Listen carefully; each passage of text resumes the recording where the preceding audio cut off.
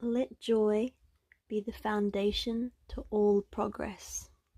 We're so quick to push growth and healing upon ourselves, but we forget the whole foundation that we need to build upon. It comes from within this deep joy for life. It's like we heal and we grow and we want to change as people so that we can experience more love and more joy and more happiness, and then in turn create that for other people.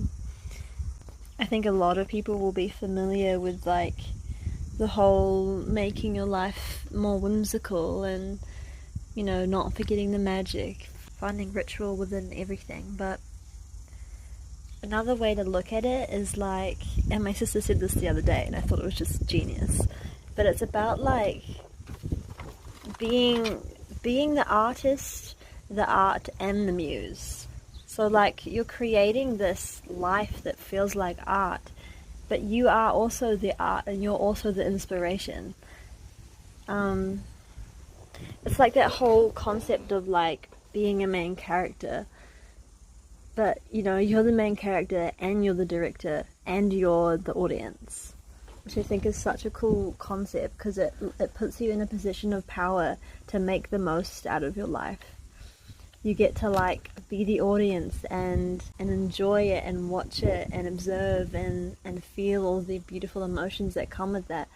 But you're also the director. You get to make decisions based on these things. You get to change the plot. You get to, when the narrative is dragging on too long, you get to change it into something new.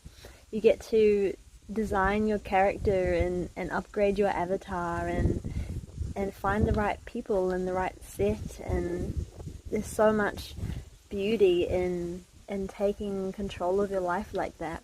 Thinking about your life as if it were a movie, and how would you want your movie to look? What could you do right now that your audience would be screaming at you to do? Would your younger self look at who you are now and think that you're just like so cool and the things that you do are breathtaking? And do you have these amazing hobbies, you know, that would totally blow 5-year-old you away?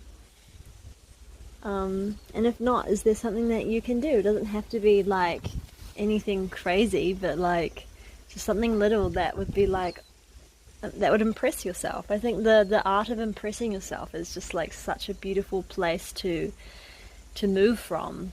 You know, instead of like having this whole discipline regime and like, oh, I have to work out and I have to, you know, oh, I can't do this anymore because it's bad for me. But, you know, it's more about like closing the gap between who you want to be and who you say you are and what your actual actions are.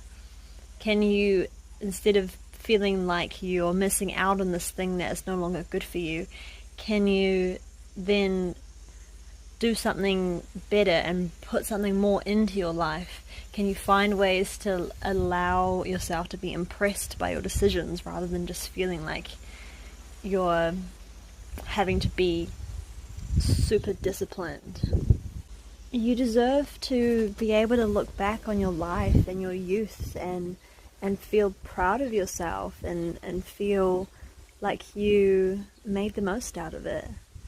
And that means, you know, like making mistakes and following your heart and growing, but then pushing yourself to want more and to get done the things that you want to get done and create the things that you want to create, turning your ideas into fruitful art and not overcomplicating and putting this idea of perfectionism on them, because then you're stuck in the planning phase and you're always holding back instead of just allowing it to be.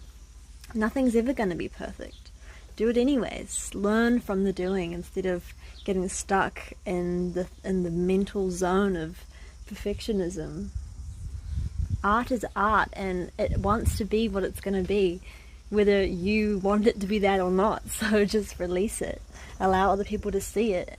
Nobody's going to resonate with your artwork because, oh, it's so perfect. No, it's human. It's not AI. It's going to be a bit messy sometimes. You're going to stumble over your words, or you're going to, spell that word wrong, whatever it is. So I wanted to read to you something I wrote a wee while back about what happens when we choose to live magically again. We choose to be curious and believe in the infinite. And then after that, there are a few affirmations that I wrote down that I thought I'd share with you as well. Hope you enjoy. It began when we lost the magic, way back in our origin story, but also in more recent childhood. The parting of our true selves takes place when we stop believing in the infinite. We felt so small in the universe and truly humbled, but terrified of this fact. And so we choose control over imagination. We choose limiting reality in order to understand it, rather than staying curious. But it is in our first nature to connect with the land, the sky, the minuscule and the ginormous. When we lose touch with that, we lose our knowing of the unknown. We lose a vital source of our energy. The energy that gives us life and joy and love and wonder. The one where your heart beats full in your chest and your eyes are wide, and what you're seeing isn't limited to your physical eyes. That's how we become whole again. It is not a switch.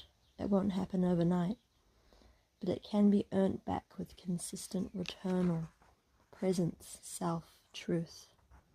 And one day you'll be surrounded by beauty, and people will ask you how you did it, and you'll say, it's because you see beauty in everything.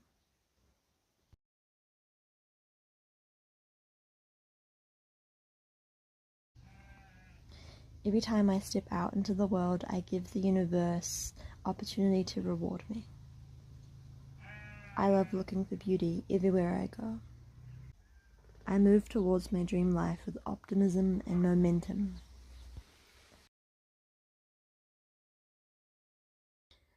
I know I can do challenging and rewarding things. I give myself the audacity to take the life I deserve. I create and share to express and expand.